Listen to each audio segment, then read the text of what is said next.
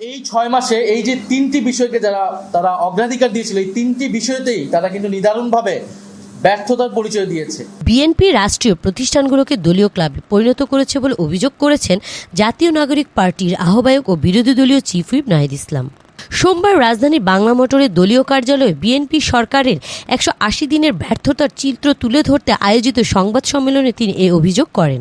BNP সরকারের যে 180 দিন তারা অতিবাহিত করেছে, এই 180 দিন বাংলাদেশের পরিস্থিতি, রাজনৈতিক অর্থনৈতিক পরিস্থিতি কীরকম ছিল, সরকারের ব্যবস্থাপনা কীরকম ছিল, এবং এই সরকার আমরা দেখেছি 180 দিন উপলক্ষে তারা নিজেরা একটা প্রেস ব্রিফিং করেছে, একটা ইবুক পাবলিশ করেছে।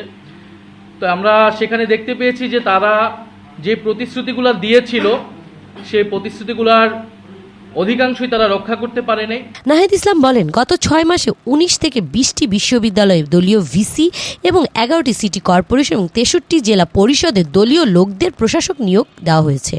বর্তমান বিএনপি সরকার হয় অন্তর্বর্তী সরকারের উপর দায় চাপাচ্ছে অথবা ফ্যাসিস্ট সরকারের উপর দায় চাপাচ্ছে, কিন্তু আমরা মনে করি এটি কোনোটাই গ্রহণযোগ্য না। অন্তর্বর্তী সরকার আরো বিধ্বস্ত পরিস্থিতিতে দেশের দায়িত্ব কিন্তু সেই সময় নিয়েছিল, এবং সেই সময় কিন্তু আমরা রেকর্ড পরিমাণ লোডশেডিং দেখিনি এবং এই গ্যাসের সংকট দেখিনি। ফলে আমরা মনে করি সরকারের অব্যবস্থাপনা, পরিকল্পনাহীনতা এবং অদক্ষতা থেকে এই সংকট।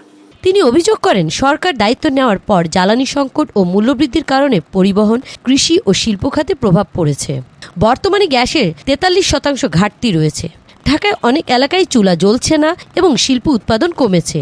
জীবনযাত্রার যে ব্যয় সেটা কিন্তু ঊর্ধ্বমুখী, এবং নিত্যপণ্যের বাজারে যে সিন্ডিকেট সেটা ব্যাপকভাবে পুরোদমে সক্রিয় রয়েছে। আইন শৃঙ্খলার উন্নয়ন আমরা ডেটা দিব, তখনই আপনারা দেখতে পারবেন যে 6 মাসে বিগত 6 মাসের তুলনায় অন্তর্বর্তী সরকারের তুলনায় আইন শৃঙ্খলার পরিস্থিতি আরো কিভাবে খারাপ হয়েছে। কৃষিতে সার সংকট, স্বাস্থ্য ও শিল্প খাতে অব্যবস্থাপনা এবং রাজনৈতিক সহিংসতার অভিযোগও করেন তিনি। নাহিদ ইসলামের দাবি, 6 মাসে 830টি রাজনৈতিক সহিংসতার মধ্যে 670টি বিএনপি ঘটিয়েছে।